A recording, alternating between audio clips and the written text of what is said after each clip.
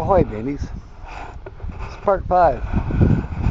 Steve and I have hiked over to the Petroglyphs below the Silver Bell mine, copper mine, which you saw in the previous video as we were dash camming it.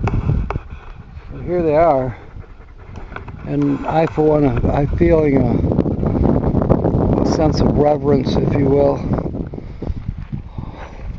How many thousands of years, perhaps? They say 4,000 to 8,000 years old. These were done by the Hohokam Indians.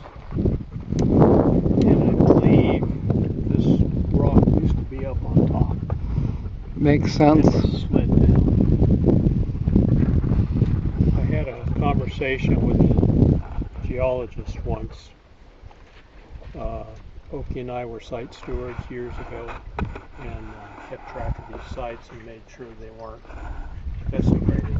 Right. I asked his archaeologist,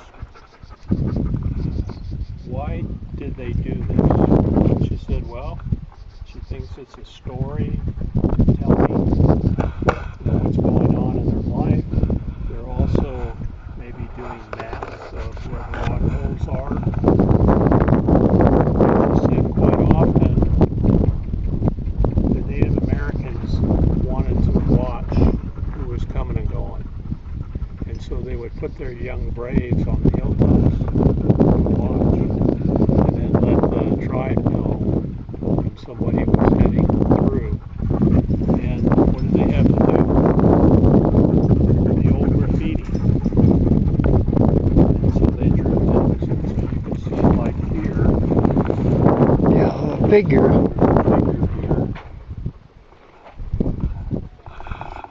We were trying to figure this one out.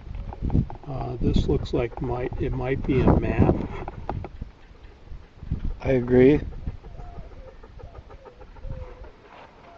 Up there,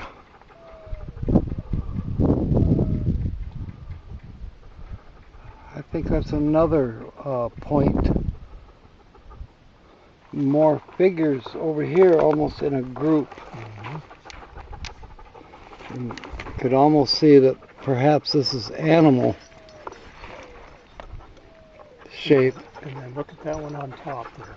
What do you think that one is? That would probably be a god. Maybe. The thunder god. I'm fascinated. Yeah, it is fascinating, yeah. To actually, place my fingers here, and I'm touching something that a Native American, we think, Yeah. or an extraterrestrial, had his hand right where mine is right now. And then here's another one over here.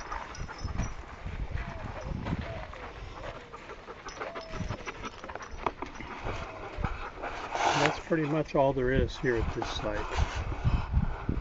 Well, I'm impressed. It's my first time ever visiting petroglyphs. There were some advertised ones in Mexico, and they advertised it so much that I got to the impression that, okay, it's a tourist trap, and I decided not to go. I'd much rather come here, the road less traveled. And I can see the braves, the scouts, keeping watch.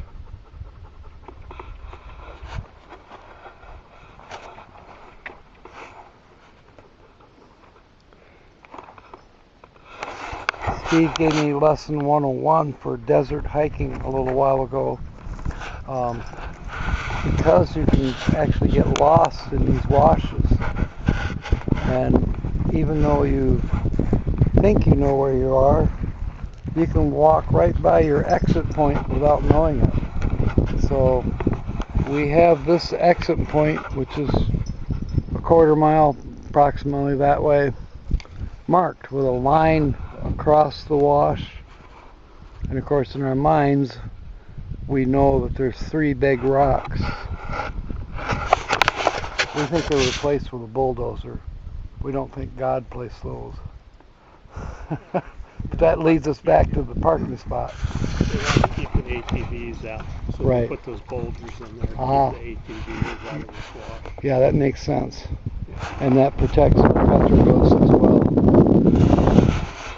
Awesome. Very awesome, Steve. All right, we'll call this part 5 conclusion. Thank you for being aboard, mateys. Fair winds and smiles. Who knows, we may have a part 6 coming up. God bless.